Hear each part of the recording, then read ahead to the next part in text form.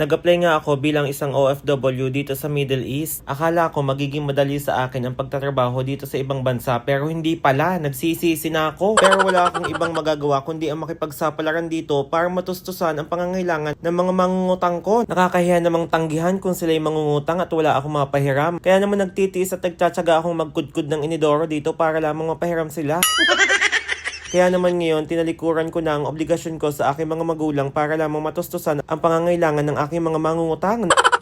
Wala akong ibang hiling kundi ang magkaroon ng malaking sahod para lamang maipadala ko sa aking mga mangungutang dahil maya't maya ang chat nila sa akin. Kaya naman kahit pananakit at pangmumulestya sa akin ng aking amo ay tinitiis ko ang lahat para lamang matustusan ang pangangailangan nila. Kaya naman ngayon masaya akong nakikitang masagana ang kanilang pamumuhay dahil sa utang nila sa akin. Kahit na ang aking pamilya ay hindi nakakakain ng tama sa oras, basta lamang maibigay ko ang pangangailangan ng aking mga mangungutang.